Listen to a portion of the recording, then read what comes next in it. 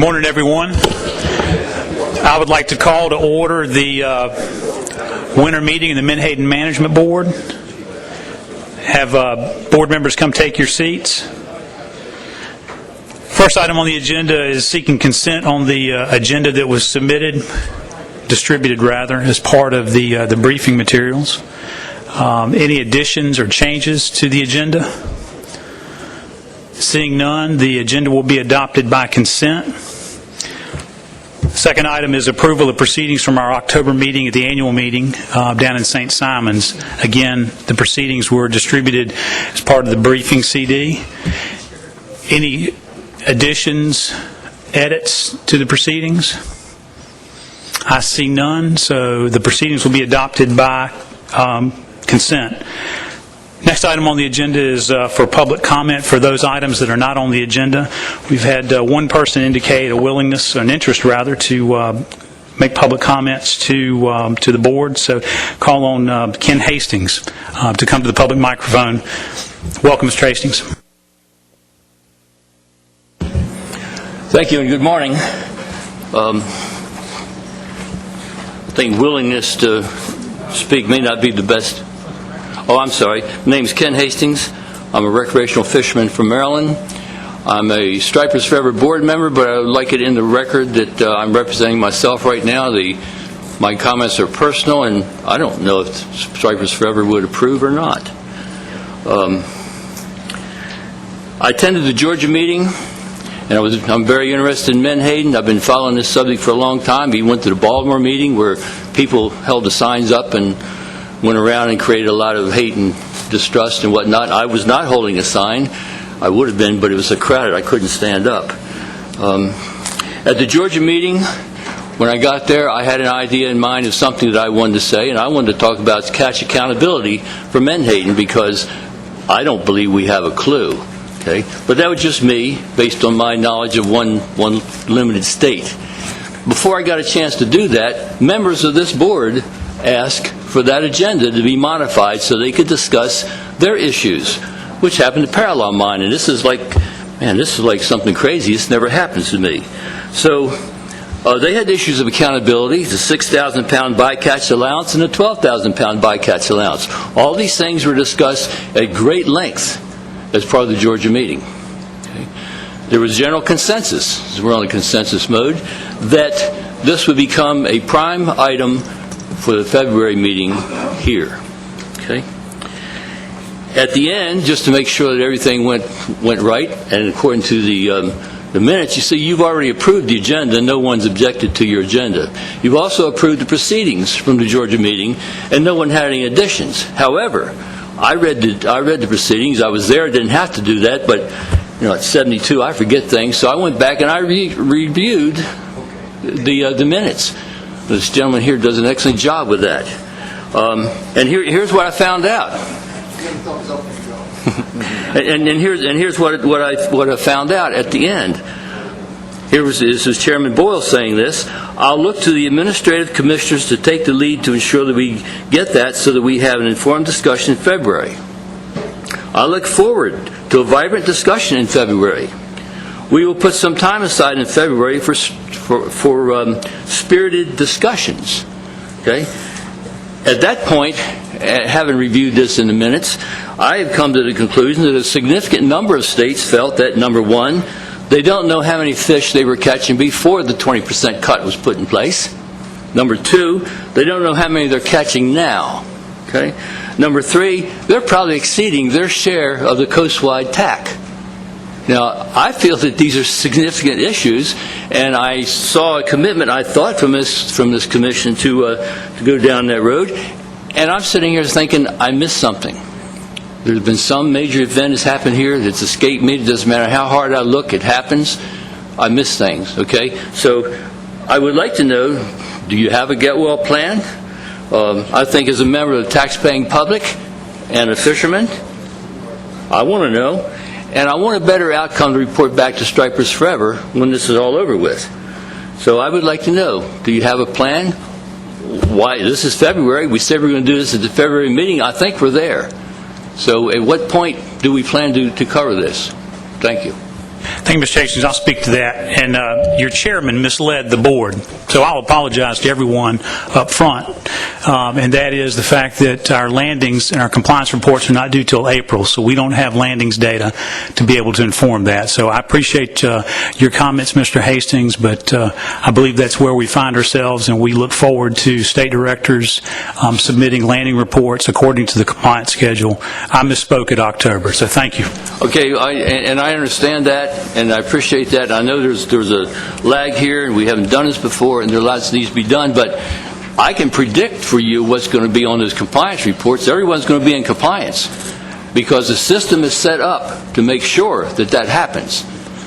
On paper, that has absolutely nothing to do with what was actually caught and taken out of the system. So if you want, and I know you're going to have a talk here on the compliance, but it's only going to be a half hour. You're not going to cover all these things. You're not going to take any action. So, thank you. I'm walking through the compliance criteria that I expect to see in the compliance. Okay. Thank you, Mr. Hastings. Any other public comment? Okay, moving on, we will go now to Mike Wayne and Florida's alternative management proposal. Mike? Thank you, Mr. Chairman. This proposal was submitted back in late 2013, and due to the timing, we weren't able to get to this at the October meeting. So we have since brought this back to the TC and had them take a look at it. So first, I'm going to go through their alternative management proposal, and then I'll take a break and stop and let Jim add anything if he has anything to add, and then go through the TC report after that. So just an overview, Amendment 2 was implemented in January 2013, and that, as many are aware, implemented quota management for the first time for the Menhaden fishery. And the amendment provides flexibility for alternative management proposals to be reviewed if they are deemed conservation equivalent. A little background on this issue. So for Florida in 1995, they implemented a net ban which prohibited the use of gill nets in state waters. And they also at the same time limited all other nets to no greater than 500 square feet of mesh area in state waters, which effectively made their Menhaden fishery a cast net fishery. And so they also implemented cast nets can be no greater than 14 feet.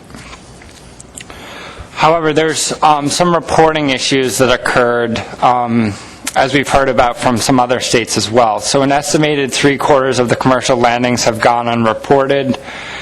However, even though the law states that any commercial sale must be reported, and those unreported landings extend back prior to the net ban. So they've been consistent over time. And the industry has been alerted that they need to report bait landings moving forward. So Florida identified several needs for conservation equivalency. Florida fishers have already endured significant reduction from the net ban.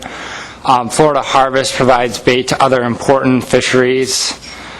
Their harvest has been reduced significantly through time. Menhaden remains sustainable because of their current gear restrictions, and the management of a quota based on inaccurate reporting will result in early closure of the fishery as reporting improves. So their request is that current gear limitations, as I've talked about, are more conservative and effective approach to management than the current strategy of decreasing mortality through the use of a quota, and therefore Florida is requesting to be exempt from their state's quota, which is up there as roughly 67,000 pounds. So this is the supporting data that Florida provided. The figure shows landings through time, and from 1986 through 1994, they averaged 2.7 million pounds in landings. And since that net ban, which was in 1995, landings have averaged 152,000 pounds, which represents a 94% decrease, with the level of reporting was assumed to be constant. So I'll pause there. That's their proposal, and after we take some questions, I can go through the TC report. Questions for Mike?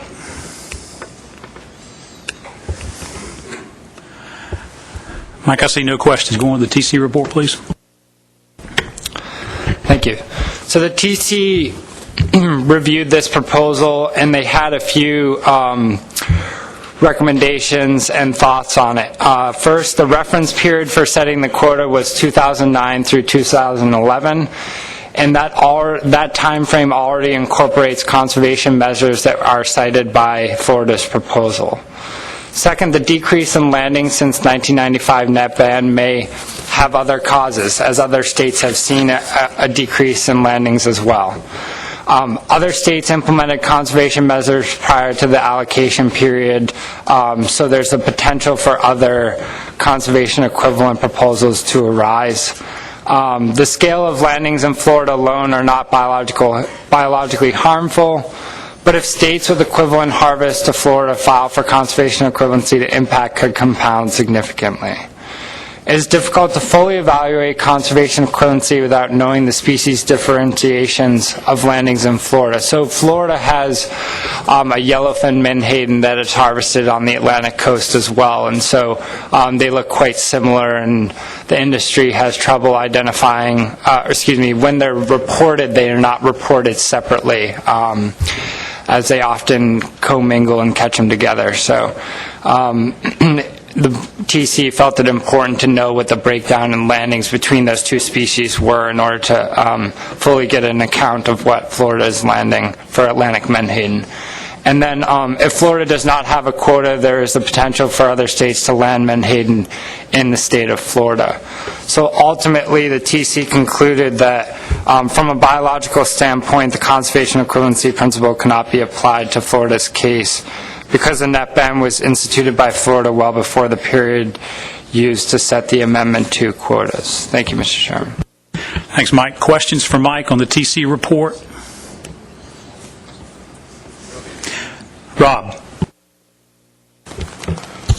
Would a couple of comments be all right?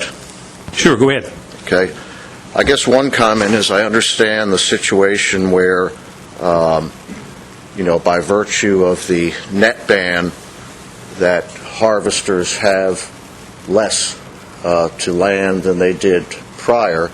In a similar situation, though, I think Virginia outlawed trawling in 1989, and I can remember with the weak fish management plan, we pled our case that getting rid of trawling was a very significant issue for us and also very beneficial for weak fish and other species in state waters. At that time, the determination is the same as this technical committee has said to Florida, which is there's a status of the stock now, and what occurred before is really not part of this status of the stock. So although I understand the position, I think that's what we have to go by. The second idea here is that I wasn't sure in reading through Florida's information what would be the vehicle for getting better landings information. It's mentioned in the letter that harvesters have committed to begin reporting bait landings, and I know that in most cases it's the buyer who can do the best reporting. For the eel plan we currently are working on, there will be complementary harvester and buyer reporting, and also in some states such as Virginia, even though we have a harvester-based reporting, for some species we go to the buyer as well because you need that quality control. So I will say that I was left not quite understanding how Florida will get that reporting. Thank you. Thank you, Rob. Jim, you want to respond to that? Yes, thank you. Our reporting in Florida is done like it is in many other states, and it is reported by the wholesale dealer. So we have the harvester who sells to the wholesale, must sell to a wholesale dealer, and the wholesale dealer can sell to a retailer or be the retailer. In this case, in the case of menhaden and other bait fisheries, I suspect, is that the harvester was actually retailing and was not going through a wholesale dealer, and so there was a loophole, and there was no way to catch them. Since that time, there's only a handful of these harvesters that are doing this. And we've talked to them, and at least some of them have been reporting to the fact that I think our estimate of 3/4 of the landings have not been reported. Now they've been reported over this last year, mostly through the bycatch measure. So the reporting has increased. Do we have 100%? I don't know.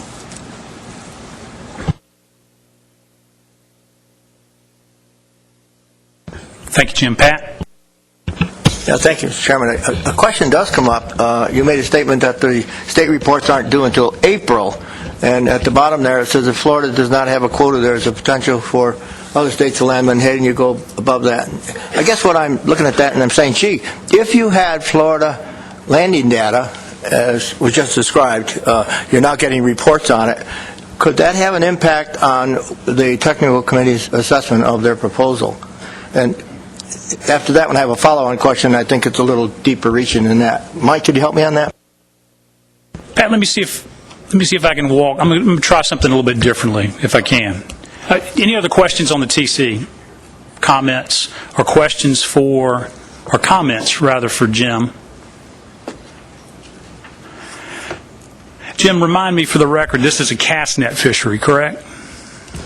That is correct. That's the only gear that they use. It's a directed fishery, correct? I would consider it a directed fishery myself. I think where we are, in my state, we have a recreational directed cast net fishery for bait. And I recall this board having a conversation early on before the development of this most recent amendment that we were really trying to get the most bang for our buck. I asked staff to do some calculations for me, and I think where we're talking about reported landings from cast nets in 2012, 245,480 pounds. That's 0.18% of the bait landings that we're talking about. I think the difficulty we have here is the plan calls for this to be applied for a directed fishery, and Jim has indicated that this is in fact a directed fishery. I go back to the situation in my own state where we basically said we're not really concerned about cast nets. And so I guess the question I have for the board is this really significant enough for us to spend a lot of time to talk about 0.18% of the total catch, recognizing that we do have, as Mr. Hastings pointed out correctly, we do have questions about catch reporting, and we are trying to provide incentives for anglers to report their catch. And so the question I have for the board, is this something that we can simply deal with under the bycatch fishery? Tom Fody. Yeah, I mean, I'm looking at the cast net fishery that goes on in Railroad and Bay. And a lot of those boats come over from New York, and I've gotten a lot of calls why New York boats are cast netting, because they buy a permit, and they're allowed to do that. And they run the fish back to Staten Island. So where they report it, I don't know. They sell it to the direct. But when you look at the overall catch of all those cast nets, and you look at the purse seiners that are operating in Railroad Bay on the Jersey side, it's minuscule in comparison to do. So I'm not going to worry about New York boats that are throwing a cast net and running across, because the other side of that bait fishery is so gigantic. And, you know, over the years, we've all run into the problem where we basically did conservation measures way back when, and then we didn't get credit for it. I think that's wrong. I thought it was wrong when we did it 15 years ago. I thought it was wrong we wouldn't let Virginia take credit. I thought it was wrong when we couldn't take credit for New Jersey not taking fish in the producing area until they were 28 instead of 18 inches, but the board said that's your problem. So I think that we really need to look at it, though. We need to understand it. And I have no problem with handling as a bycatch, because even though those boats they probably can't handle as a bycatch in some of the states as a cast net fishery, just because of the size of the fishery. Thank you, Tom. Is that a motion? I usually don't make motions because you make me read them, but yeah, I'll take that in the form of a motion. If staff will basically be kind enough to do what they always do for Pat Augustine and write me up one.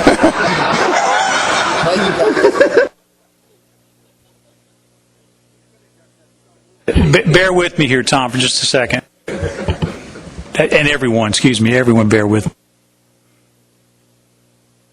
Would the motion be that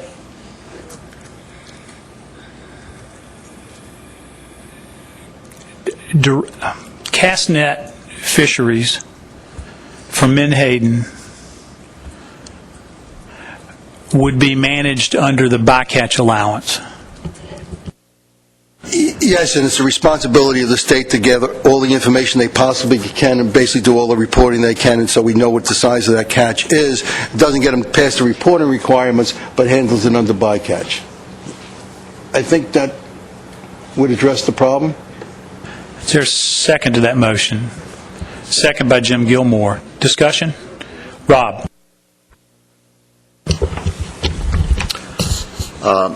I'm wary of going down this path. I think that since December 2011, having attended each meeting, that it seems to be that exceptions are popping up, and I understand why that happens, but even with making this bycatch, at that December 2011 meeting, the board talked about reviewing and revisiting the 6,000-pound bycatch. If you remember, different estimates were thrown around. 4,000, 5,000, 6,000 was finally settled on. And I do have to pay attention to item 4 with the technical committee that indicated that the biological impacts from this situation with Florida would not be a jeopardizing effect on the stock. However, once the board starts to entertain and approve possibly other situations that are similar, then, it does have an impact. And so I think that before we start to go down this path, it's probably better to recognize what we're going to do overall with the bycatch, and it's probably better to recognize which fisheries are actually directed and which ones are not. I've got Lynn, and then Richie, and then Lua. Yeah, thank you, Mr. Chairman. I share Rob's concern, and hindsight's 2020. I almost feel like I take some responsibility for this as the maker of the 6,000-pound motion. The intent back then on that really long day in December of that 6,000 pounds was really for those gears that are stationary, that are sitting in the water and are not moving. The fish come to the net, so the fishermen don't actually have any sort of option to direct. And I think I agree completely that cast nets are minor, but the bycatch allowance now as it stands is 6,000 pounds. And I don't know if a cast netter can catch 6,000 pounds. That seems like a lot of fish for a cast net. But I think in the state of Maryland, we don't allow any mobile gear, a gill net, anything that can move to catch more than 1,500 pounds on a bycatch allowance, and that would potentially decrease. The 6,000-pound bycatch in our state is reserved solely for those people with the stationary, non-movable, multi-species gear. So I think that if we're going to go down this road, it would really be good to not only define what's directed, but also try to get at, what is an appropriate bycatch allowance for these gears, and maybe one way to, maybe this should be held till April, and maybe we can think about setting trip limits for these guys rather than a bycatch limit, rather than the blanket bycatch allowance. I just feel I'm a little bit nervous about this because it goes beyond the intent of the initial motion. Thank you. Richie? Thank you, Mr. Chairman. The motion opens up cast netting for everybody, not just Florida. And so I guess one question is, did the technical committee look at opening up cast netting to all states and what impact that might have as opposed to just Florida? And I guess I'm wondering whether we have the ability to do this without an addendum. Bob? I'll tackle the second one first, if that's all right. Well, I'll go in the original order. I'm not sure if the Tech Committee talked about the impact of cast nets or the potential for other states to, have an increase in their cast net effort. As far as an addendum goes, it's a tricky one. When this board approved the Amendment 2, they recognized that there were a number of things in the bait fishery in particular that there was some uncertainty there with past reporting and how that would operate, how this 6,000-pound bycatch provision would operate. So there were a lot of things that the board was pretty open about and saying we're gonna see how this goes, report out once we get the landings in April, and then decide where to go from there. But if as Lynn just reported, if the intention of that 6,000-pound bycatch limit was really to only accommodate stationary gear that could not avoid harvesting some menhaden and could not, and wanted to convert those caught menhaden from dead discards to landings, then this probably would trigger an addendum. I think it could be a very simple addendum to do something like this, but simple and menhaden usually don't get along very well. So, I think if the board wanted to go down the road of doing an addendum, and they kept it to a very, very strictly defined issue with cast nets and maybe a trip limit for cast nets, as Lynn suggested, or whatever it is, I think an addendum could be done fairly quickly and simply, but if the board starts hanging a lot of other issues on it, then all bets are off. Lewis? Man, I'm glad I'm not the chairman anymore. And I'm glad I am. Well, good. You're going to be busy. No, I think this does require an addendum, but I think we need to address the 6 and 12,000 pound bycatch issue. From what I'm hearing up and down the coast, it's being enacted differently up and down the coast, and I feel we might run into some compliance issues down the road. So I think it would be most appropriate to. I support what Florida's trying to do here fully, but I think to make a change to our management plan for Menhaden with all of the interest that we have and not do it openly and transparently would be a mistake. So I think if we could have maybe a withdrawal of this motion and maybe a motion to develop an addendum to address the cast net and the bycatch allowance in the Menhaden fishery might be a more appropriate way forward. Jim? Going down the list, not to Lewis, but just going down the list. I had you next. Thank you, Mr. Chairman. And I seconded this motion actually just to get this discussion going. I agree, but I think the issue gets bigger than this. I was thinking that, we had talked about this the last couple of meetings, is that, we've got quota issues that were maybe set that didn't make any sense. There's a whole lot of problems with this, original implementation that we really needed to talk about. And if you remember a couple of meetings back, we were going to collect data. And then once we got that data, did the best we could, we were going to come back to the board, which was going to be after April. And then my gut feeling was we're going to need an addendum that's not only going to need to include this, but the quota issue, whatever. So I agree with Lewis. I think we're doing this piecemeal with this addendum, with this motion right now, and it might be better to delay this until the May meeting and talk about the bigger issue. Thank you, Mr. Chairman. Kyle? Yeah, I concur with a little of that. I had a friend that had a cat. It sounded like a dog when it tried to meow, but it was still a cat. Bycatch is bycatch. Directed fishery is directed fishery, and we really don't need to start mixing this up. And we have to go to the root of the problem. The root of the problem is we went too far.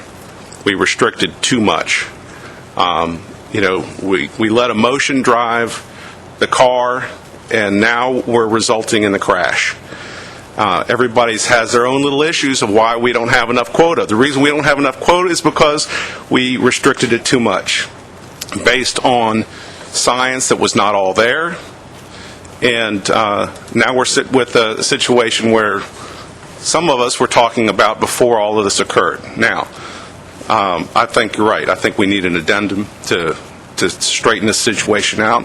I think we have to look at the quota overall, the restrictions, and I think we have to liberalize some things, not a lot, but I think when we're talking about cast net fishery, I think when we're talking about bycatch with gill nets, bycatch with all kinds of things, it's ridiculous that somebody has to throw back a bunker because it gets caught in their gill net. The fish is dead. Let them put it in the freezer and use it for crab bait next year.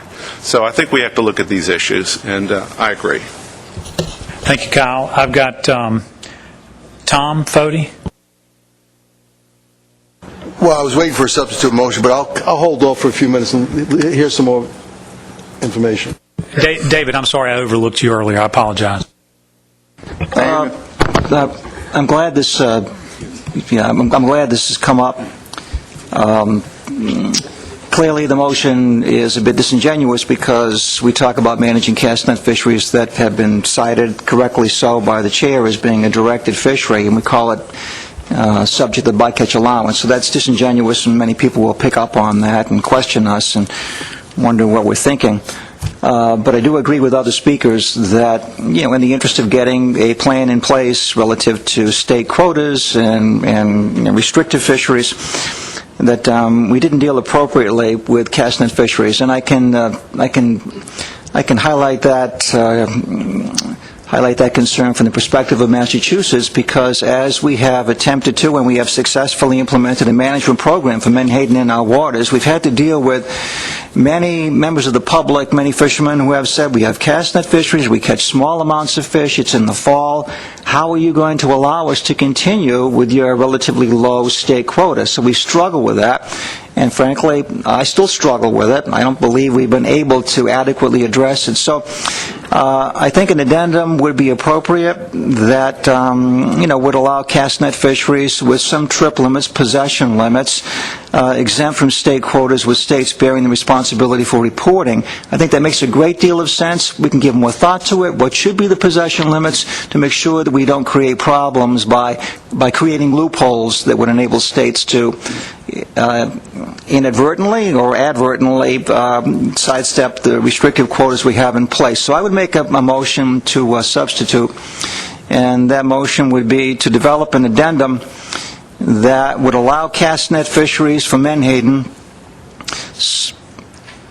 subject to trip limits and exempt from state quotas, with states bearing the responsibility for reporting cast net fishery catch. Thank you, David. Motion by Dr. Pierce. Is there a second for substitute motion? Walter? Joe?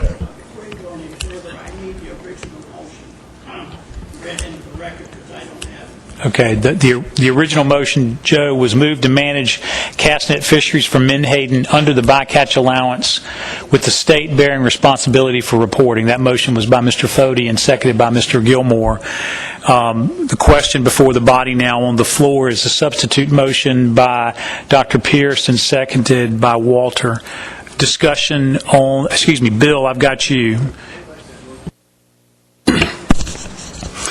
Thank you, Mr. Chairman. I want to echo a couple of the remarks about the need here is to get to the fundamental problem. And while the substitute motion is an improvement, I still think it does not do that. I think the problem in Florida is a problem we've seen in a lot of states, and basically that is that we did not have good baseline data for the 09 to 11 period for the small-scale bait fisheries. In Florida, that's cast net, but it's other gears in other states. Because of that, we actually had an unintentional reallocation between reduction and bait. Very small scale, mind you, but I think the effect is large in those small-scale fisheries. So I agree with the sentiment that we shouldn't just sort of put a Band-Aid on this particular issue, but we ought to deal with it more fundamentally. And I think that's going to have to mean in May. And I would note that I think this echoes some of Mr. Hastings' intent, that we not only review what happened in 2013 in May, but we also ask states to come forward in May with their best recalculation, reestimate, whatever data they have, whatever they can generate. And I know some states are doing this, trying to appeal to their harvesters who did not report during that period and see what kinds of documentation is out there about catches that may have occurred in those fisheries, and see if we can improve on the baseline that we had in that period, and that any addendum should be based on that, should be based on adjusting, it may even be adjusting the total catch that took place during that period. It may not even affect the reduction catch, as it were, change it from last year, and it's not my intent at all, but it would, I think the effect would be to have a more appropriate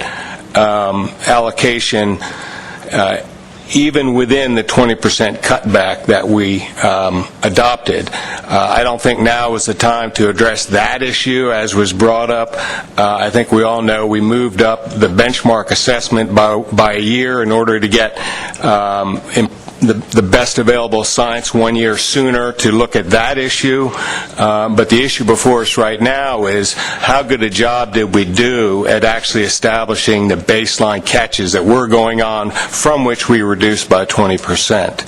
So my suggestion would be that we go down that road, and I'd love to start that process now if that's possible. I'm afraid it couldn't start until May. But thank you, Mr. Chairman. Thank you, Bill, and I appreciate you bringing up the where we are on the stock assessment. You know, my intention in trying to lead us down this road was to avoid piling up a lot of work on staff, and particularly the stock assessment of subcommittee and the TC. But this is a good discussion. Rob, I've got you next. Thank you, Mr. Chairman. It just seems as if we're getting ahead of ourselves, and there is an assessment process underway. And I agree that there's more than just the cast net to consider, but I'm not sure we want to consider too much until we see the assessment results and know the status of the stock. This motion, substitute motion, is an invitation to add take, to get some cast net fisheries started maybe that haven't been, just as Jim Gilmore pointed out. And I think that goes beyond where we stood back in 2011 with Amendment 2. And I think, again, the technical committee in item 4 makes it clear, and I think I heard Bill Goldsboro say this as well, that you can compound a problem by adding on to it, whether it's cast net or other provisions. So if there is going to be some type of addendum, at least let's look at the whole scope, the way that Lynn Fegley talked about it. I think you have to look at Amendment 2 and decide really what is a directed fishery, how is it defined. Then we have to look at our bycatch to see how effective that has been, as was promised by this board to do once all the information was in. We do have a cast net quota in Virginia, so we have a certain set aside just for the cast net, and that's because we have the reported data. And I recognize that a number of states don't have that reported data from the time frame of 2009 to 2011, and I'm very aware of the efforts that some of the states have made to collect that information, and it's a difficult task. But I do think we need to go cautiously here, because we're still operating off of the previous decisions of the board that relate back to 2011. Thank you. Thank you, Rob. Kyle? Yeah, I basically, Rob said everything that I wanted to say. That I think that we have to look at, all mobile nets, not just cast nets, and the issues that they bring on to the table, and what impact is that going to have, as far as pulling that all out and allowing some of that to go on. Tom? I guess here's my concern. We go to addendum to take care of all this is going to take a long period of time. Now, we took care of, because we all had pound net fisheries or fight net fisheries that basically caught menhaden, we took care of that when we looked through the process of doing that. We really didn't look at the cast net as such. So there really is no rules. So how do we allow them to continue operating until there's an amendment? And I think that's the problem. I don't have any problem going through an amendment to do all the long things, but I don't want to shut a fishery down in a state because we took provisions to create other fisheries or protect other fisheries like the pound net fishery and the fight net fishery and everything else. And we just didn't really, because we knew it was such a minute part of the overall thing, we just kind of sloughed it off. And now there's consequences of doing it that way when we don't do it in the beginning. So I'm just looking at trying to get Florida or any other state past that period of time till we get the major amendment which we need. I agree with you. But how do we allow them? Or do we just let them go on as they are and reporting the data? That's what I don't understand how we do that. So that's why I made the motion in the first place. Thank you, Tom. Richie? Thank you, Mr. Chair. It seems like, from what I've heard around the table, that it probably doesn't make sense to start an addendum that delves into everything. That it's premature. We need to wait for the stock assessment. So why not try to solve Florida's problem in the interim until we get to the stock assessment and make a long-term solution? So what if we just add Florida into the substitute motion? So it's not everywhere, it's just Florida. It solves that problem. And then we deal with cast nets, the bycatch, all these other issues after the stock assessment. So we're, in essence, giving Florida a year, so we don't shut their fishery down, and then we deal with all these issues after the stock assessment. Let's see, Dave Simpson. Thank you. I apologize. I came late, and boy, I really regret it now. So I guess we had a discussion that somehow the bycatch allowance that we have in a lot of bait fisheries was not adequate to address this problem. My view from the beginning, and I made a point of looking for clarity on this, that a bycatch allowance is a bycatch allowance, just like for sea herring. It's 2,000 pounds, and we don't manage anything at a finer scale than that. Now, that's a much bigger number than I ever imagined that we would be talking about. I thought we'd go 1,000 or 2,000 pounds, but early on, I also asked about, do we need to define what a recreational fishery is? Because for menhaden, it's, they're not just snagging. They use nets, gill nets. Some states don't have any limitation on the size or number of nets you can use in a recreational fishery. So this is there's a whole host of things beyond cast nets. And so I would hope we would address this in a more general form, that there are small-scale fisheries that we know exist and have always existed. My understanding as we developed the addendum was we need to improve the catch statistics on those small dispersed fisheries, and I'd like us to get back to that focus and not begin to micromanage the largest fishery in the United States based on how many are caught in a cast net. Thanks, Dave. Jim? Dave made most of the points. Just to, Richie, I agree of quick fix, but, I'll tell you right now, New York's got a cast net problem. I think we go around the room, you're going to have a whole bunch of them, so we're going to add everybody onto this list if we do that. So,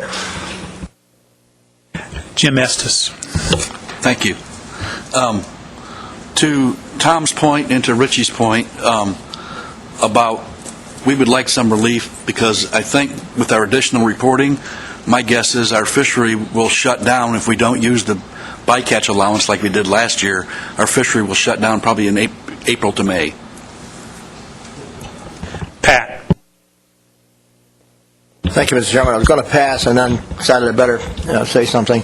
Enough comments have been said that we all know and recognize that the issue is much bigger than just one little piece. You stated it very clearly, Mr. Chairman. Will an addendum be put through with enough? Could it be put through with enough elements in it to really hit a home run to cover the major elements we have to address, or would we have to go to an amendment? And that's just a quick question, because if it's going to take a lot more with the amendment, as they typically much bigger, then maybe we should go to an addendum. And if that's the case, I would almost suggest it's a tough one, but I'll ask, that these motions either should be tabled or rescinded, come up with a clear-cut statement of what will address the issue for now. We're faced with the reporting issue because I'm reported. I think the numbers are going to be astronomical that come in from the states. New York is a perfect example. We've got our folks finally reporting. And to do it piecemeal, as has been stated, Mr. Gilmore, Mr. Foti, and so on, it's ludicrous to start off down this path. We've done this too many times and end up with a monster on our hands, create something, and then try to fix it the next year. It just doesn't make sense. So your choice, Mr. Chairman. I would move that you either, it's rescinded, or whichever way we can go. And I think with the language that's been put on the table between Richie and let's see, I think Rob and several others probably could, and yourself, we probably could piecemeal a relatively clean-cut addendum statement that we could put through relatively quick and address that issue with Florida at the same time. Thank you. Dave Borden. Thank you, Mr. Chairman. Although I'm completely sympathetic to both proposers of the first motion and the second motion, I don't think either one of the courses of action are appropriate. Just listening to all of you, you've basically identified probably a half a dozen problems that we need to fix.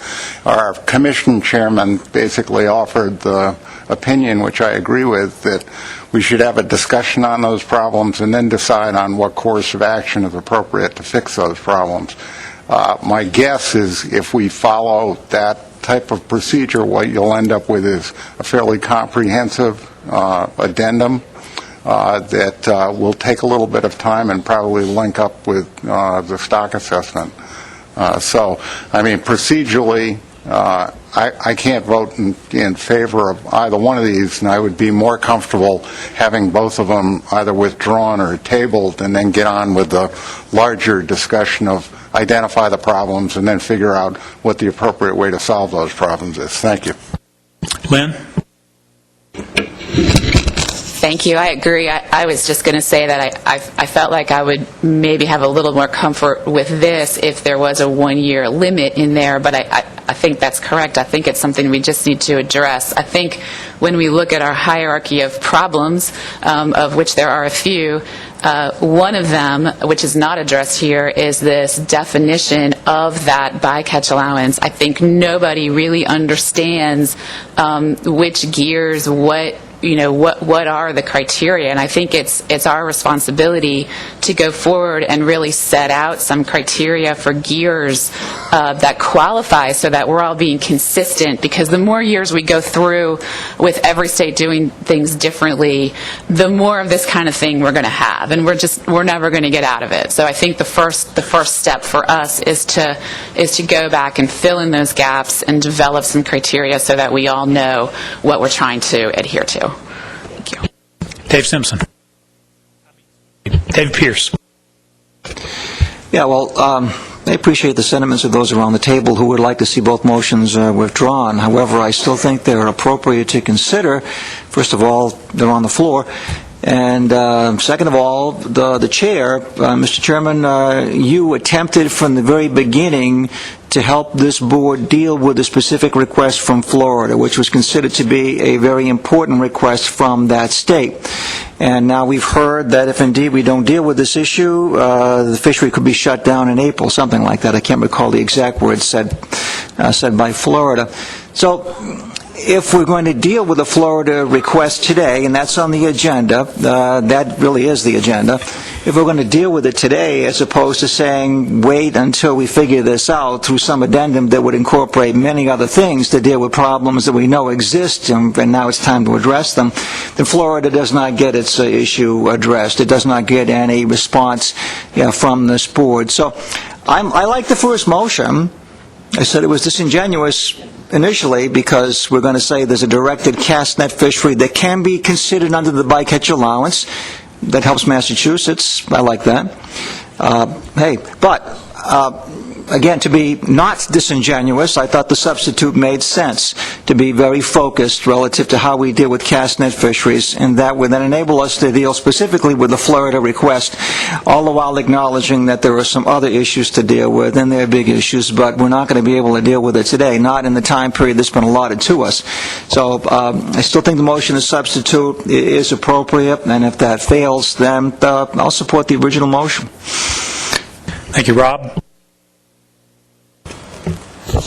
Yeah, I'm going to correct myself here and get it right. Back in 2012 with Amendment 2, but it sure seems like longer than that.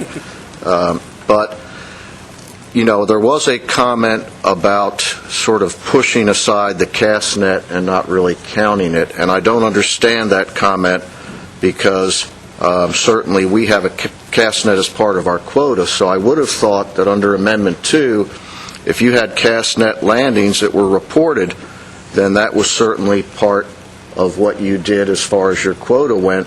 And I guess all states probably didn't have that, and I understand that.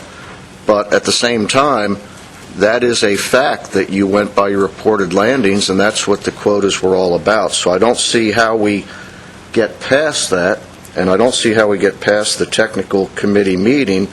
And I certainly can't support the substitute motion, which now generalizes everything, makes it wide open. We start with one request from Florida that the technical committee has given us advice on, and now we're making motions that really just shouldn't be there. So thank you. Thank you, Rob. Let me see if I can recap. And Dr. Pierce is right. We have an agenda item. I'm sorry, Lewis? Just real quickly, no directed fisheries for Atlantic Menhaden shall be allowed when the fishing season is closed. So you're cool as long as your fishing season is open. And then it says that an incidental bycatch allowance of up to 6,000 pounds per trip for non-directed fisheries will be in place after the season closes. So that begs several questions. What is a directed fishery for Menhaden? We don't have that defined. And I thought we had said, I remember we did our little round robin where we all asked for the two limits. If there were two participants on board, that's not in the plan. I'm not exactly sure where that is. That may have been in an addendum or something, but I don't know where that is anymore. So it's not specific to stationary gears. I thought it was, and I think our regulation says for pound nets, but I'm not sure. I'm not sure if we have. I don't think we have a directed cast net fishery for Menhaden in North Carolina. We may, but maybe I'm causing a problem for myself here, but I mean, without having had Oregon Inlet open and not having had a lot of Menhaden landed in North Carolina, I hadn't really paid much attention to it. And my expectation would be that if we did catch our quota and we closed the directed fishery, if somebody landed Menhaden in cast nets, I probably wouldn't think enough at this point to close it. So that's where I think we've got problems, where we've got inconsistencies around the table as to how we're managing the fishery. And we either recognize that now and fix it, a priority assessment, which is another year off probably, and probably a year and a half off through peer review. So, but we need, first and foremost, we need to give Florida a get out of jail free card or whatever they need in order to continue what they're doing. And then try to address the bycatch issue, the cast net issue, and maybe even the quota issue as quickly as we can. That's just another suggestion, Mr. Chair. Thank you, Mr. Chairman. The way I see it, and go back to Dr. Pierce, is we have a request on the agenda from Florida for conservation equivalency. The TC has recommended to us that based on a biological assessment, they don't see this as a conservation equivalency. Second issue is this question of cast net. Small mobile gear. Maybe small gear. I'm not really quite sure what we're talking about. Or maybe we're talking about all of those things. The third issue we've got before us is bycatch and what constitutes a directed fishery that Dr. Daniel has so eloquently pointed out. The fourth thing in the back of my mind is that years ago we talked about the recreational fishery from Menhaden and specifically said we're not talking about the recreational fishery from Menhaden. I thought that a lot of our recreational fisheries from Menhaden were like my state's, where they were cast net fisheries, which is why I suggested we go down that route. The fifth thing is that we've got this all-important assessment that we have all agreed is priority number one, and the administrative commissioners have all committed to support to the degree we can. So a lot of issues here floating around. The way I see things, we have got to deal with, we should deal with Florida's request at this meeting. It's on the agenda. You know, where we go from here, I'm going to turn to Mike Wayne, who is the wise sensei of Menhaden. Hail Mary, Mike. I thought you were going to get us out of it right there, but I agree. We have conservation equivalency for the state of Florida at this meeting. Obviously, a lot of this discussion is about this bycatch allowance and the cast nets and the other small mobile gears. And we stated, the board stated in December when we approved Amendment 2 that we're going to have to look at this when we get the information. And so we've requested the information. I'll be hammering that on you coming next. And we want to know what these bycatch landings are before we can really take a look at this and deal with it appropriately. And we won't be able to do that at this meeting. We can hopefully bring that back in May with some understanding of what the bycatch allowance landings ended up being for 2013. That will give us a better picture of where we stand with all of this. So I think for the longer picture, to get it, if we're going to do an addendum in the interim, I'm not sure we have the information at this point to do that, but we should have it when we get the compliance reports and get a better understanding of what the bycatch landings were for 2013. So potentially we could revisit, the board could revisit that in May, and in the meantime at this meeting we would deal with a conservation equivalency for Florida. Bill Adler. Thank you, Mr. Chair. Two things. First of all, I agree with Lewis with his get-out-of-free card or whatever for Florida. But the other thing was that 6,000 pounds after the quota's been taken, would that keep Florida's fishery going under that 6,000 pound thing? I don't know if it would. And if not, I don't see that this substitute motion that my colleague made really helps them this April. Maybe I could ask whether the 6,000 pounds would keep them going, and if not, we do need to do something with Florida for this year in some form. Thank you. Jim Estes. So after we closed the fishery this past year, I think it was in September, we allowed for a 1,000 pound bycatch because we wanted to be more conservative than the 6,000 pounds because of the cast net. So to answer the first question, 6,000 pounds is more than we need, and we probably wouldn't even want that. We would do something more restrictive in the state. Further discussion. Dave Simpson. Yeah, I will just share that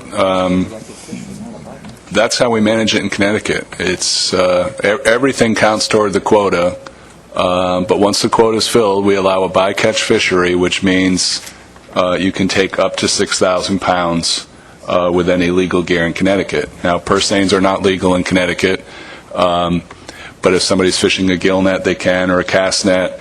I think one of the things that makes that work is that we did adopt a recreational creel limit for Menhaden, because our problem was we did have cast netters that were causing local political problems for us. They're catching an entire, can you believe it, an entire pickup load of Menhaden in a harbor, and this was a crisis in Connecticut. But we had no way to enforce it, because unless you followed those fish back to Massachusetts and proved that they were being sold, there was no violation. So we imposed a 50-fish limit. If you have more than 50 fish, you need a commercial license, which has been under moratorium since 1995. So we have very much contained the issue. And this year, I think our landings, total statewide landings, were 6,000 pounds. So we are not exactly, we're not a threat to the Menhaden resource. And again, we tried to focus on contain a problem and get good accounting of what we are removing so that we have a better stock assessment. And I think that's how we have to go with Florida for now. I mean, that's my reading of the regulation and the practice, the common definition of the terms we use, directed fishery and sea herring, means taking more than 2,000 pounds. And the same applies here, to my mind.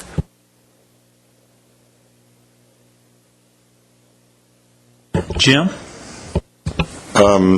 A suggestion, Mr. Chairman. After listening to Mike's comments, and I kind of agree with them, and this is sort of a question back to Florida, if we withdraw or suspend the substitute and go back to the original, put a 1-year time frame on it, and essentially do that as the Band-Aid for Florida and the other cast net fisheries, and then we take care of that without even have to get into a discussion about conservation equivalency. We just put a Band-Aid on that. And it makes me happy because it's going to fix my problem short term also. And then when we get to May, we can start an addendum to start dealing with the bigger issue. Thank you. Rob? I know this is drawing out a little bit, but I do think the idea of just placing this in bycatch, which was suggested, just goes outside the framework of the amendment. The second thing is, I can understand the idea of counting it towards the quota, but when the bycatch was developed, it was not part of the quota. That was the whole situation. It would be reported, but it was not part of the quota. So I just wanted to make sure that that was understood. And thirdly, I guess the Band-Aid approach, it depends on how many Band-Aids, and I don't mean that flippantly, but how many other requests are received after Florida's. So, I mean, that would be important to talk about. Doug? Yeah, thank you, Mr. Chairman. I'm trying to look for a way out of this, too, and one piece of information that'll help me is this concept of exactly when the assessment's going to take place and when the peer review is going to be available, because if we go with the suggestions that are made by Mr. Gilmore, and I believe it was also made earlier, is that we put a sunset provision on whatever we do, whether it's the motion to substitute or the original. I'd like to have not just a 1 year, but let's find out exactly when this stock assessment is going to be, the peer review is going to be done, and that we will have it available for information to start a full addendum to address this. Yeah, we're scheduled for CDAR 40, which will be reviewed in December of this year. We anticipate, if all goes according to plan, to deliver the results of that benchmark assessment at the February, or at our winter meeting in 2015. Lynn? Thank you, Mr. Chairman. I was going to try to make a Hail Mary here, and I was going to, if I can, move to amend the substitute motion that this would be in place for the 2014 fishing season. Lynn, can you hold that for just hold that for a little bit? You betcha. Okay. Lewis? Well, I'm hearing different opinions around the table, and I think I like the last one better, and so I'm going to push for this. I don't think the technical committees, that's a recommendation that we don't have to take. So we can approve Florida's request for 1 year. And I think if you look back at the technical committee's review, it was sort of predicated on other states jumping in might cause a problem. So right now we're dealing with Florida. So I'm a little nervous about approving something against the technical committee's advice, but not that nervous. And then I thought we talked about maybe then having the data at the May meeting to flesh out what needs to be in the motions that are on the screen now. So I think if we could get the motions on the table withdrawn and make a motion for Florida with the expectation we'll come back in May with our laundry list of issues for an amendment or an addendum, we'll move along quicker. But that's just a suggestion. Thank you, Mr. Chairman, and I love your suggestions. I would love to take you up on it, but I think we're way too far down the rabbit hole. What I would recommend is that we go ahead and vote on these motions as they are presented, and then see where we end up. Because it's clear to me that there is strong interest in doing things the right way, and I appreciate that. And we will get back to Florida's conservation equivalency. Representative Abbott. No longer representative. I think that we should vote on the substitute motion, and then that would become the main motion, and then that would be open to quick further amendments, as was suggested, with a date, time certain, et cetera, and that would get us down the rabbit hole, or out of the rabbit hole. Let's see if we can climb out. I'm going to, any further discussion? Seeing none, I'm going to read the motion that we will be voting on, Joe. It is the substitute motion, and that motion is moved to substitute to develop an addendum that would allow cast net fisheries for Menhaden, subject to trip limits and exempt from state quotas, with states bearing the responsibility for reporting cast net fishery catch. The motion was by Dr. Pierce and seconded by Walter. All those in favor of the motion, excuse me, time to caucus. 1 minute to caucus.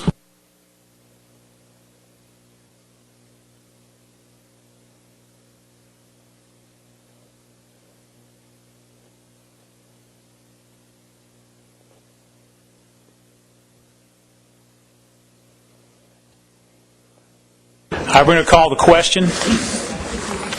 All those in favor of the substitute motion, which for clarity is the lower motion, signify by raising your right hand. 1, 2. Mr. Chairman, excuse me, sir, a question. Are we voting to make the substitute motion the main motion? We are, yes. Okay. Again, for clarity, all those in favor of the substitute motion, raise your right hand. 2, 3, 4. All those opposed, raise your right hand. 1, 2, 3, 4, 5, 6, 7, 8, 9, 10, 11. Null votes? Abstentions? 1 abstention. That motion fails. Now we will go up to, the motion fails. It was a vote of 5 to 12 to 0. Mr. Borden? I was not an abstention. I was just raising my hand because I'd like to be recognized. Motion fails 5 to 12. Mr. Borden? Yeah, I'd like to make a motion to amend on the original motion on the second line. After the word Menhaden, I'd like to make the motion to add in for 1 year. Motion to substitute. Is there a second? Second by Russ Allen. Discussion. Tom Fody? I would accept that as a friendly amendment, so you don't have to go through a vote. We're so far down that rabbit hole. Thank you. I appreciate that. Doug Ground?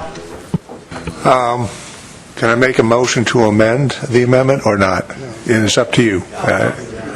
Here's my issue is just from a fishing year standpoint and a time frame. 1 year from now may not get us down to a solution on a bigger scale to this.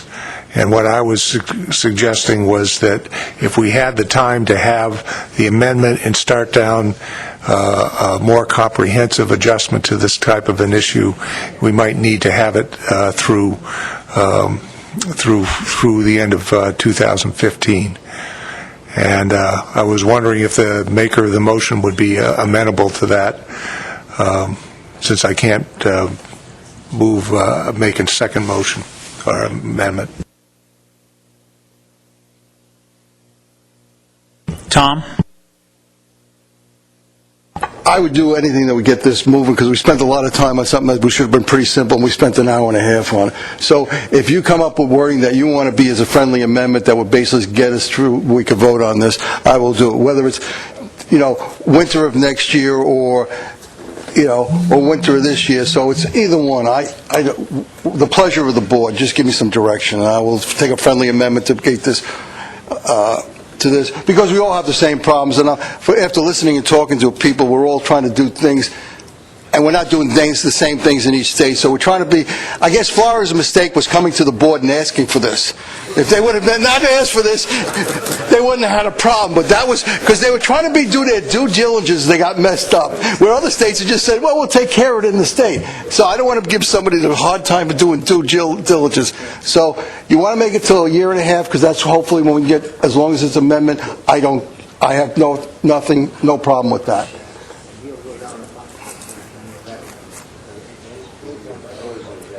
For clarity's purpose, and I've heard a lot of different comments around the table in the hour discussion, Tom, you're right. I think we need to vote on whether this is for the fishing year 2014 or Mr. Grout's suggestion for 2014 and 2015. Tom? I'll make one more comment. By the time we put this in effect, by the time we put anything in effect, it's going to be 2015 anyway. So why don't we just make it the 2015? And it's a year and a half from this point now, and then we'll be hopefully passed. An amendment will clarify a lot of the problems we found out that we have right now. I'm just trying to be accommodating, like I was yesterday. Mr. Borden and Mr. Allen, is that sufficient for you, for that to be through 2015?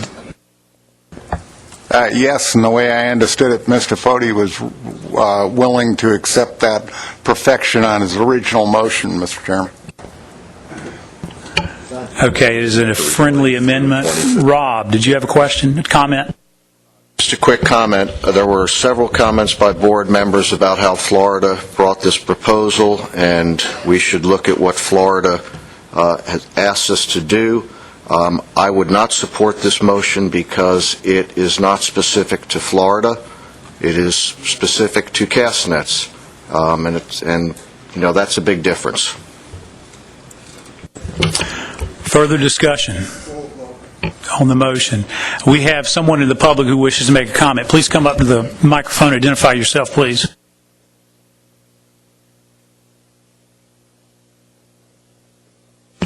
Thank you, Mr. Chairman. Patrick Paquette, I'm a recreational fishing advocate from Massachusetts.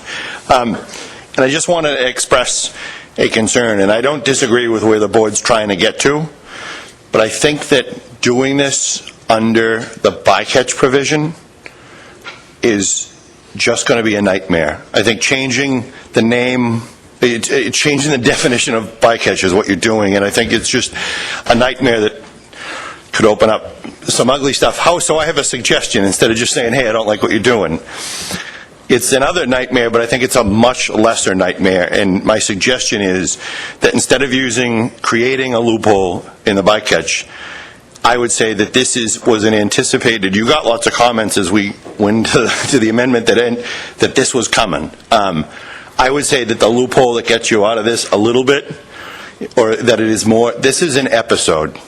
This is, I would say it's a scene episode, but this is an episode. You're going from no management of this species to management of the species, and as though as some of my own colleagues are not going to like that I'm saying this, that's your out. Your out is to call this an episode. Use your episodic bit. You're not relieving quota, and you're not bastardizing the word bycatch for lawyers and judges to fight with for the next 10 years. Just a thought. Thanks. Thank you, Patrick. Yeah, Mike, why don't you comment there if you could, please? Yeah, so the suggestion, just to remind everybody, we have an episodic event set aside, which was intended to be used for the New England states when they have menhaden in their waters in higher abundance than they normally occur. We've talked about this quite frequently in the past. So 1% of the overall TAC is set aside for those episodic events, and so that is the quota that he's talking about, the part that was set aside for the episodic event. Rick. Thank you, Mr. Chairman. I support this motion. I think it goes a long way to relieve fears of these small fishermen in Florida as well as other states, and offer them an opportunity to report their landings accurately for this season and next season, help us to get to that data gap that we currently have. Thank you. Bob? Thank you, Mr. Chairman. I, too, am going to support the motion. I'm going to do so on the principle of adaptive fisheries management. I think we're doing the right thing here, a short-term fix with a long-term solution in mind as well. Thank you. Thank you. Dave Simpson? Just a question for clarity. Does this apply to commercial cast net fisheries only? It doesn't speak to that. Or is this any cast net? My read, I'll look to Mike, my read is that's your interpretation is correct. Recreational cast nets were exempt, or were not covered by the amendment. Mike, is that correct? Yeah. That is correct. Tom? I think what you need to do is move that information. That's not a motion. It's a friendly amendment, so you don't need a motion for that. And just put what Dave put in there. Joe wants you to clean it up. Yeah, and we'll do that. Thank you, Tom. We'll do that. I saw some other hands. Lynn? Thank you. I would just be so much more comfortable if there's any way. I completely agree that giving a fix for this while we're all learning in a couple of years is a great idea, but I would be so much more comfortable if this wasn't under the bycatch allowance. So, if the motion could say move to manage cast net fisheries under trip limits for the 2014 and 2015. I would be a lot happier with that than opening up the bycatch allowance bailiwick. Lynn, I hear you, and I'm going to look to Mike for confirmation. And Bob, I want to build on something you said. This is adaptive management, and Dr. Daniel, as Menhaden Board Chair, reminded us that this was a new day as we went down this amendment.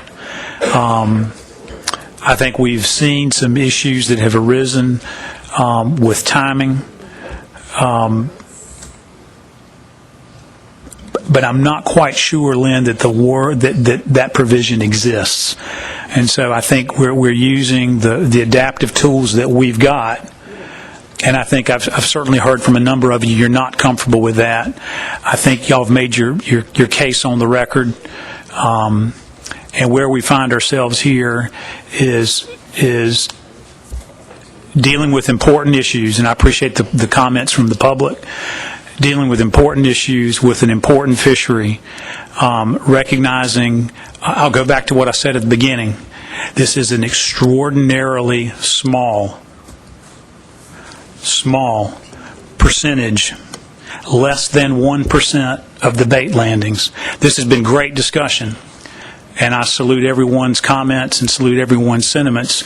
But this came up as a result of Florida requesting relief from the provisions of the plan under conservation equivalency. I recognize not everybody is really happy on how we got here. Bear with us. We'll get better. And I want to go back and just be cognizant of the fact that we've got a very, very, very important stock assessment. And I'm concerned about loading up our technical committee representatives with amendments and addendums and such. So, having said that, the way the motion reads, let's take this one just to be very precise. We are talking about dealing with Florida for the years 2014 and 2015. Is there any objection to dealing with... That's for all cast. Excuse me, Dave. It's not just for Florida. This is initiated because of a Florida concern which is shared by other concerns, and your creativity at the beginning of this meeting led us to this particular point, and I appreciate that creativity. Okay, and thank you, David. You're correct. I misspoke. This is for cast net fisheries for 2014 and 2015. Before I read that motion, Joe, is there any objection for this motion applying to fishing year 2014 and 2015? I see none. And so therefore, Joe, the main motion will read... Do you want to include it? We don't want it separate.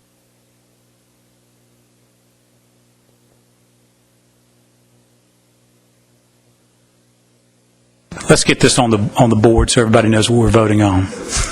Take away this. And thank you all for your forbearance.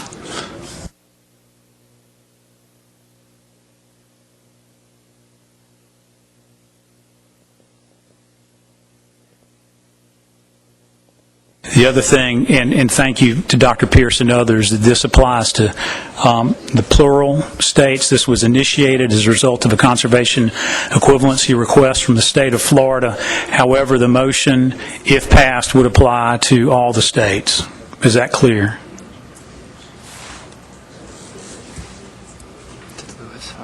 Lewis, do you have something? Yeah, I'm sorry. And I'm just going to make the comment because I thought the audience member brought up an intriguing way out of this. I think we've already said that the cast net fishery is a directed fishery. It's not a bycatch fishery. It's not a multi-species fishery. It's a directed fishery. So I would far rather approve Florida's request for conservation equivalency than change the definition of bycatch. That's going to come back and bite us on the fanny, and I'm going to vote against the motion. Thank you, Lewis, and I appreciate that. And Jim might think otherwise, but Florida is not a New England state, and so I believe the episodic events in the amendment were specific to New England states. Point of clarification, Mr. Chairman, I wasn't saying to use that. I thought it was an intriguing idea. Okay. I was saying that what Florida requested was for us to declare them conservationally equivalent. The technical committee said that there would be no biological problem with it done for Florida, and by doing it just for Florida, then I don't believe there's a concern, a biological concern, and it keeps us away from the issue of the bycatch question. That's my biggest point. And I'm fine now. I'm on the record. I just wanted to make sure. Okay. Terry? Yeah, thank you, Mr. Chairman. I do support the motion on the board, but when the word episodic came up, I smiled because I just wanted to remind the board it took us 2 meetings longer than this to wrestle our way through episodic. So, well, I'll leave it at that. Bill. Mr. Chairman, given the comments, I too am uncomfortable with doing this under a bycatch allowance, and yet I do think that adaptive management is a viable framework under which to address this problem in the short term. So I'm okay with doing something along those lines, but I wonder if it can't read, move to manage cast net fisheries for Menhaden under conservation equivalency for 2014 and 2015, et cetera, as has been mentioned.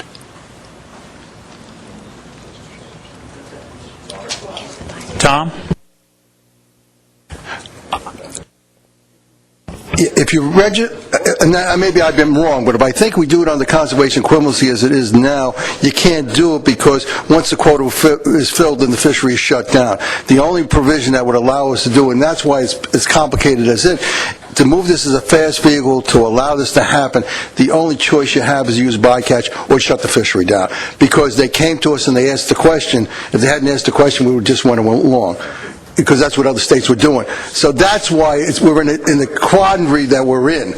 And, I mean, I'm just trying to, we can straighten out the definition and everything else, and that's really the concern here. Richie? You're not going to like this, but move to amend to add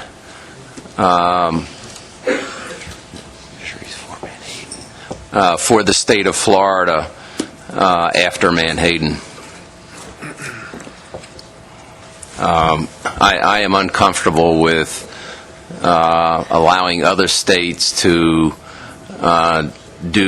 have two people on a vessel and taking 12,000 pounds of Menhaden by cast net. That's probably a long shot that would happen, but I'm uncomfortable with opening up that door where we're only trying to solve Florida's problem on a temporary basis. Motion by Richie. Is there a second? Dave Simpson, second. Discussion? Dave Simpson. Dave Pierce. Yeah, absolutely not. I mean, all the discussions we've had so far pertain to all the states benefiting from this. And frankly, if we're going to be creative by saying that a directed fishery will be managed under the bycatch allowance, then I'm not going to support that just for Florida. It makes no sense whatsoever.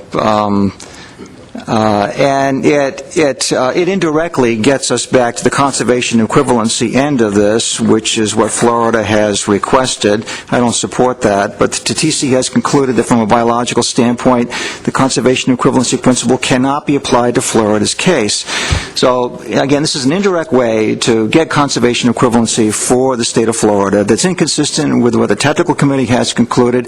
I still go back to the fact that in order to deal with this issue in an interim way, 2014 and 15, with equitable treatment for the states that have similar concerns regarding cast net fisheries that could be restricted very simply with very low bycatch limits, and that's what Massachusetts would do, very low limits.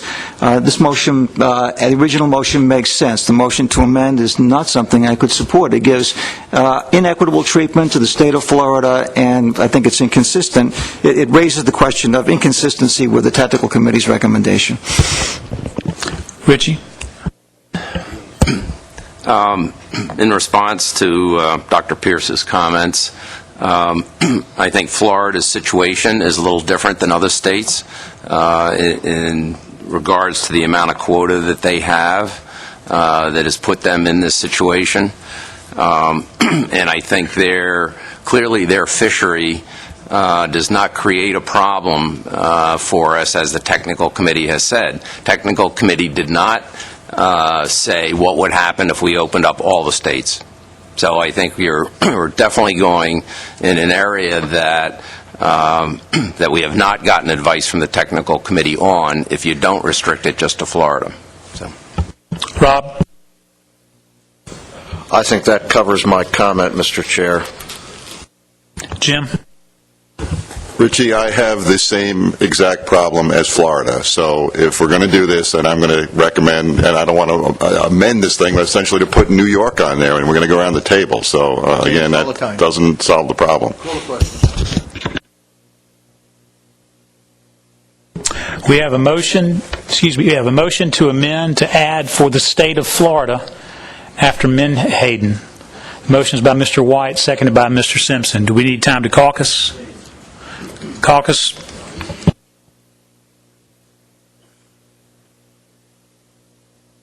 Y'all ready for the vote? All those in favor of the motion to amend, raise your right hand, please. All those opposed?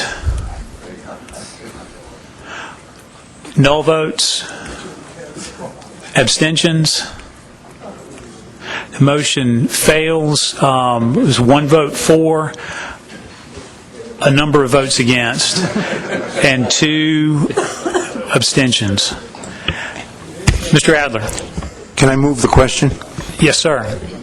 The motion, then the motion is to move to manage cast net fisheries for Menhaden under the bycatch allowance for 2014 and 2015, with states bearing responsibility for reporting. We need time to caucus. All those in favor of the motion, raise your right hand. 1, 2, 3, 4, 5, 6, 7, 8, 9, 10. All those opposed, raise your right hand.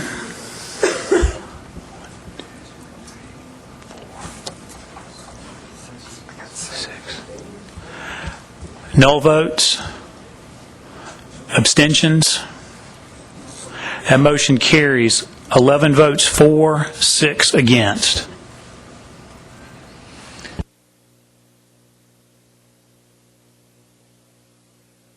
Jim? If it's needed, Florida can withdraw our request. I think it's moot now. I think you've gotten your answer.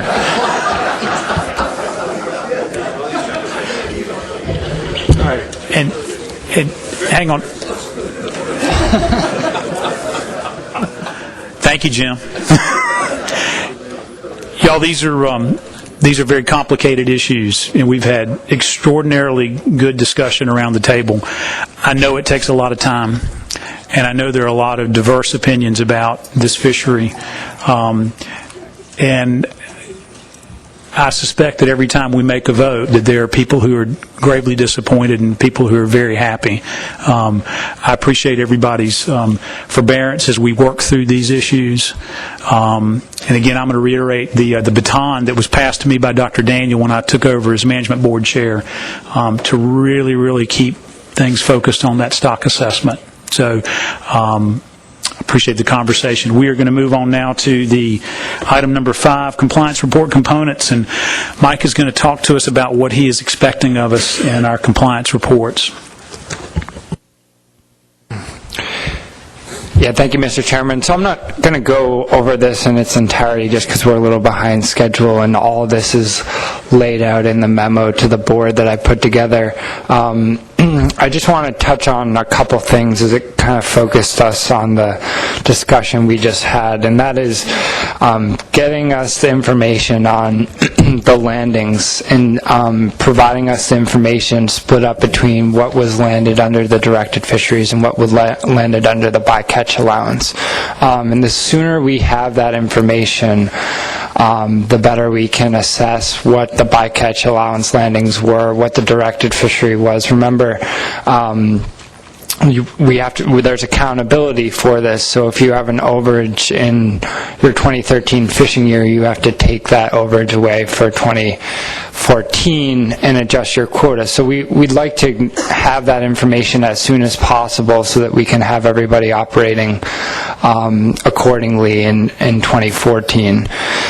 So I just wanted to mention that, so if you could submit your landings as soon as possible. Also, the benchmark assessment would like 2013 to be the terminal year, so including those landings is hugely important, and they are making quick progress, as Jenny will tell us about. So having those landings is really, I'm trying to be real adamant about this. So the other thing is that I want to make sure that the board is aware, and this is for the bycatch allowance.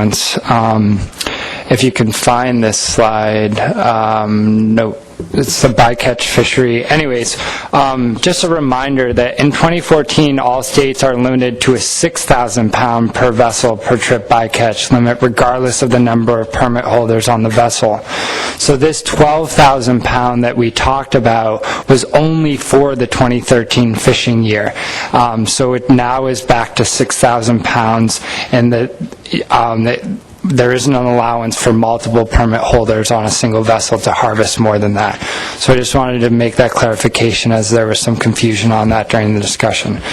And then if there's any questions on the memo, I'll be sending it around again regarding what the compliance report should contain. Just contact me and I can help correct that. Questions or comments from Mike? Okay, thanks, Mike. And we'll now go on to technical committee report. Dr. Nesslinger. Thank you, Mr. Chairman. I'm pleased to report that the Technical Committee and Stock System Subcommittee have begun the official 2014 benchmark stock assessment process.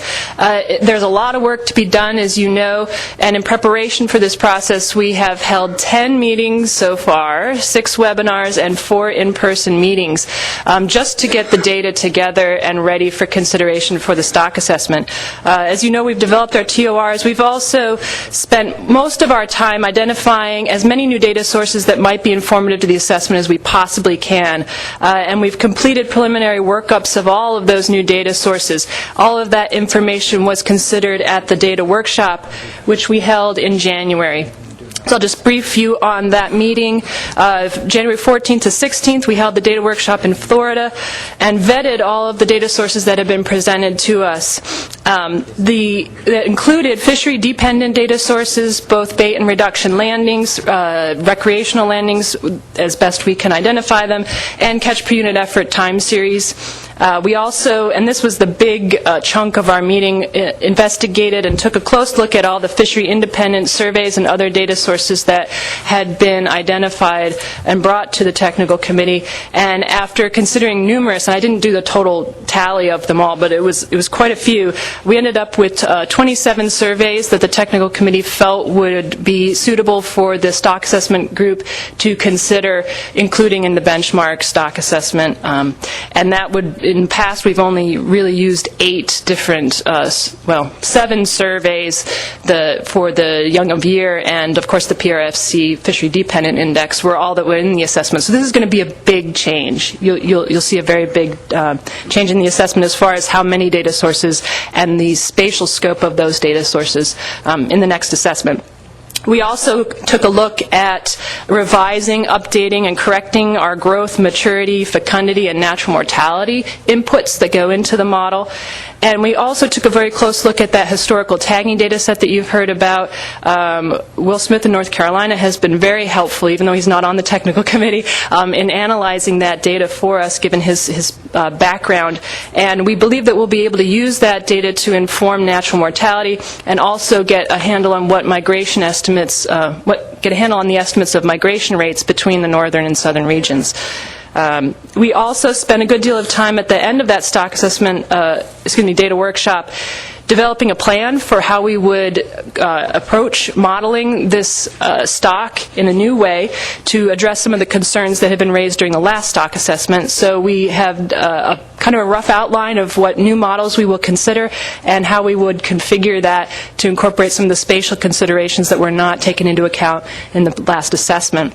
We assigned tasks for the June assessment workshop, and just to remind you of our timeline here, we anticipate, there will be a press release that will go out soon, I hope, that will have all of these details in them, but we anticipate, at least tentatively, that April 1st, no joke, will be our deadline for finalizing all of the data and model inputs. May 1st will probably be the deadline for public submissions of any alternative models or analyses. If you are considering that, please see me. And then we anticipate the first week of June will be our assessment workshop in Beaufort, and just the second week of December will be CDAR 40, and that will be our peer review workshop. We're hopeful, if we can stay on track, that we will have that peer reviewed and presented to you at the winter meeting, as Mike said, in 2015. And then I just wanted to give you a very brief very brief update on the Ecological Reference Point Working Group.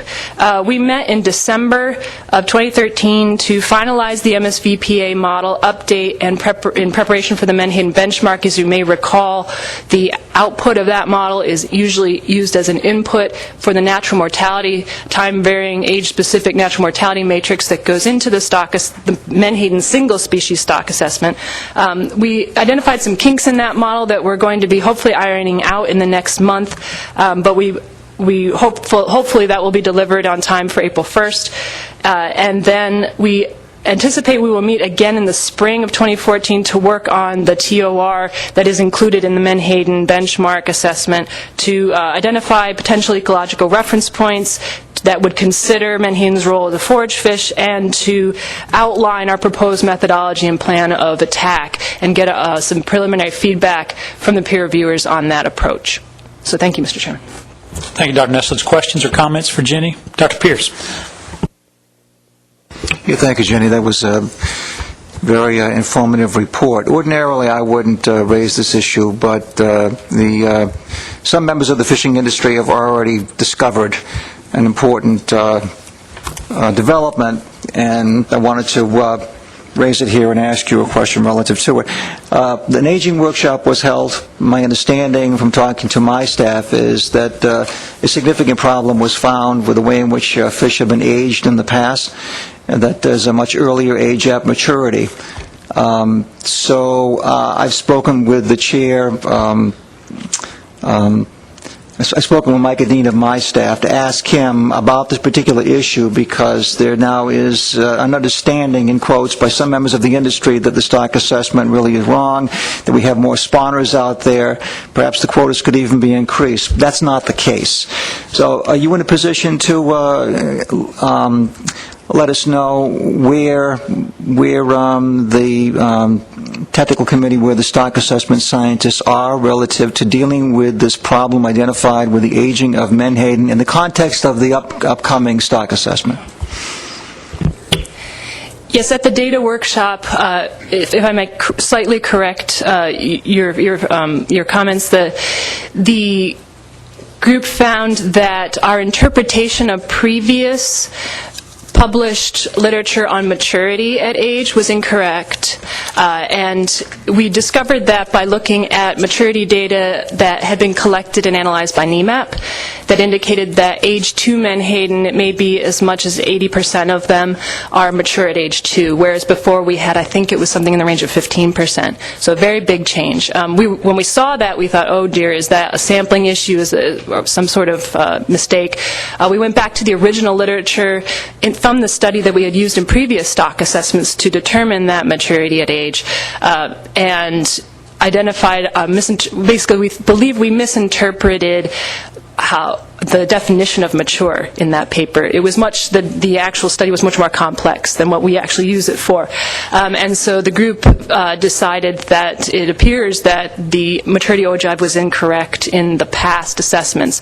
Now, to address the second part of your question as to how does this affect the assessment, is it incorrect? I've thought about this a little bit since that meeting. I think the board is probably most concerned about the overfishing condition, given that is, as I understand it, what prompted the amendment. And I reran the calculations for that F15% threshold. It does raise, as you would expect, the threshold from 1.3 to about 3.2.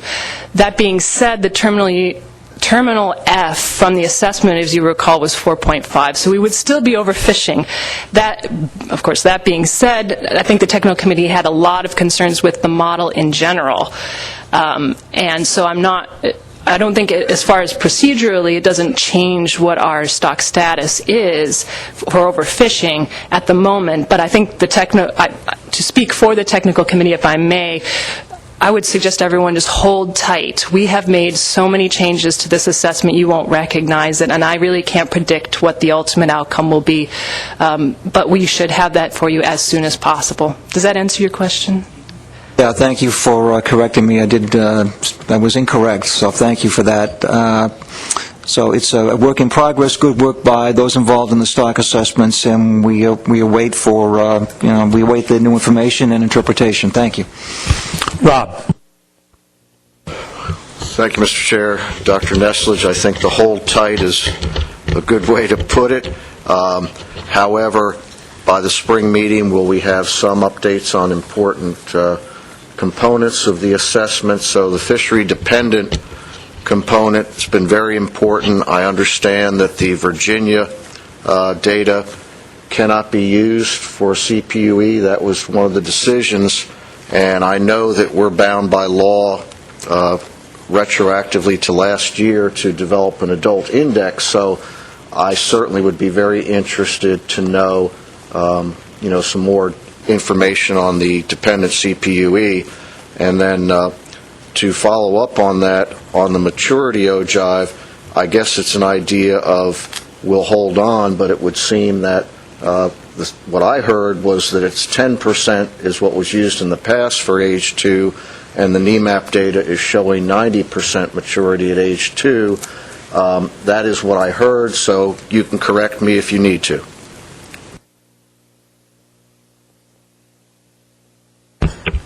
I don't have the numbers in front of me. I probably should have brought them with me. I apologize. I will get those to you, Rob. If I've spoken incorrectly, I apologize. But it's a very drastic change. You are correct there. And I believe we will be using the NEMAP estimates going forward. So whatever they are, and they are in that very high range, we will be using those.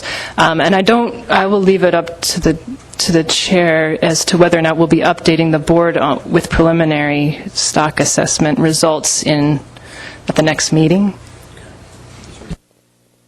We'll sit tight on that. Hold tight, excuse me, we'll hold tight. Yeah. Rob? Just to follow up, I'm not sure I meant a full update. I realize the constraints, but there are certain things that, as Dr. Nestledge say, this is going to look like a brand-new process. And if it does, it might be good just for the board to have some, pre-finalization information as we go along on what this new process looks like. So that would be appreciated if possible. We'll keep you apprised as we can. Bill? Thank you, Mr. Chairman. I had two hopefully quick questions for Jenny. First of all, the kinks that are being addressed in the MSVPA, should I assume those are tightening up of the existing model and not making the changes like adding a fourth predator and the feedback loop and all that were anticipated? Yes, this is just updating the existing MSVPA with some minor changes, no new major predators, and some corrections of some of the old prey inputs that we had. And what we're tripping up on at the moment is that we have the new striped bass assessment and results that we're inputting into that model, and it's causing some issues. There is an issue of scale, and so we're having to figure out where that's gone wrong. But I think we're going to have that ironed out very soon. But no major model configuration changes. You're correct. So the estimates of predation mortality would still come out of the MSVPA. And my second question, Mr. Chairman, was with regard to the historic tagging database. So that database, as I understand, is 40-plus years old.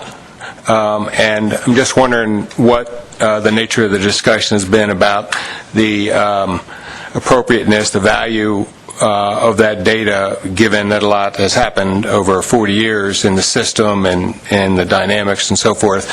And noting that yesterday, with respect to summer flounder, there were a couple pretty strong comments about 15-year-old data being too old to really be useful. First, on the first comment that you made, I may have nodded my head prematurely. You said that the MSVPA outputs would be used in the single species model, correct? That's what you were...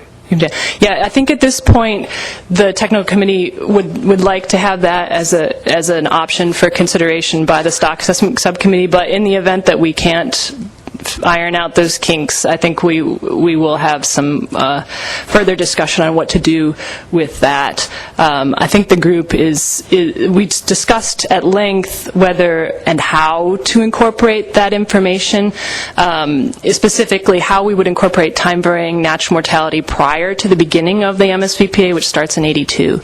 And so there may be some melding of two different methods, but it sounds like if we can get the MSVPA matrix produced and we're confident in it, then it may be the exact way in which it will be used in the model is not yet clear, but we're going to leave that up for the assessment workshop. Does that clarify your understanding? Yeah, I believe that clarifies with respect to my first question. Right. And the second question was with the... Can you repeat your second question? Yeah. I was just wondering the nature of the discussion regarding the historic tagging database with respect to its utility after 40-plus years. Thank you. Sorry. Yes. The group, the technical committee, was very excited about the availability of this data. It is old, but to be honest, it is all we have. And if we want to build any sort of spatial consideration or structure into our stock assessment model, this is all the information that is available to us. It sounds like at this point in our development, We are at best going to at least start by creating a model that would have a north-south split. And it would be just north of the Chesapeake Bay.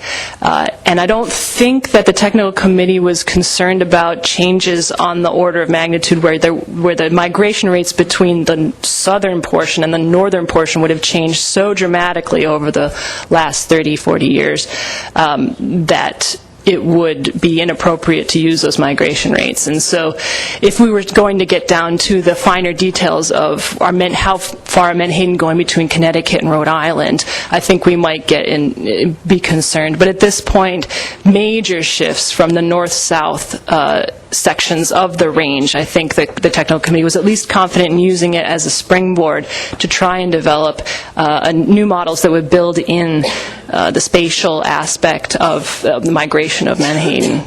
Does that answer your question? Pretty much, but just then to clarify, you're still assuming a single stock. Absolutely. Further questions for Jenny?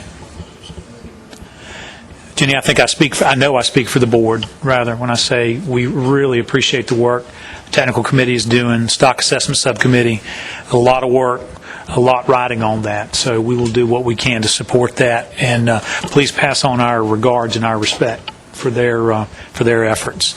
Any other business to come before the Menhaden board? Bill? Sorry, Mr. Chairman, I'd hoped to get this comment in at the end of the Florida discussion, just about looking forward to the May meeting, if I may.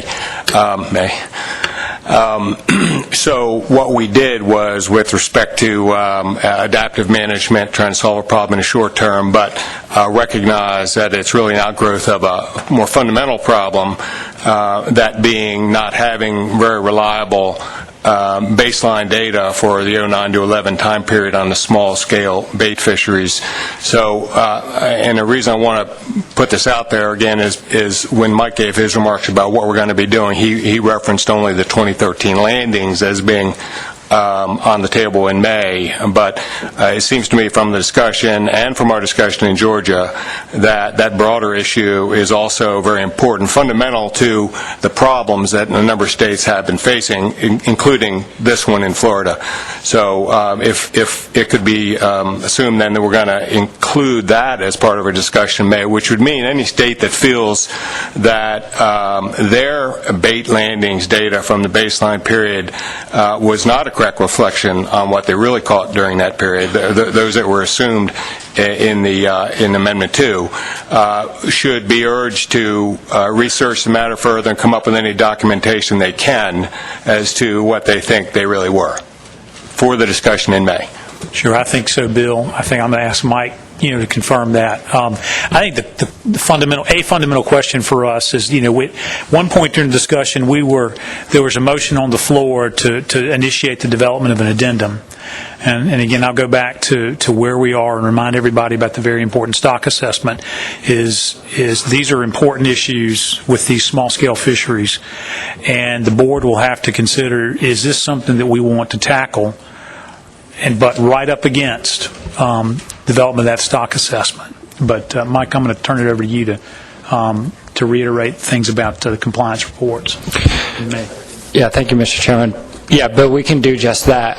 Through the compliance reports, I'm requesting the entire time series for the landings, and so I'll make sure I emphasize that if there are landings that have been updated historically, to note that. And I've been in close conversations with those states that think there are changes going on from their records, so I'll be able to identify that for the board.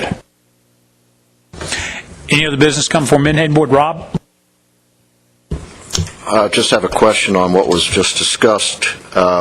So landings change, but is there going to be a basis for why they change? So in other words, we deal with situations where you have to at least sometimes try and use VTRs in fisheries instead of having, those landings at that time. I mean, that happens. There's probably other formats where you want to know why the landings change.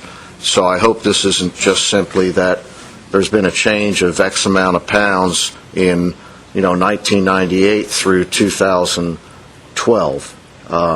So I hope there's a model for this or a template for this on what the staff will have to let us know about the landings changes.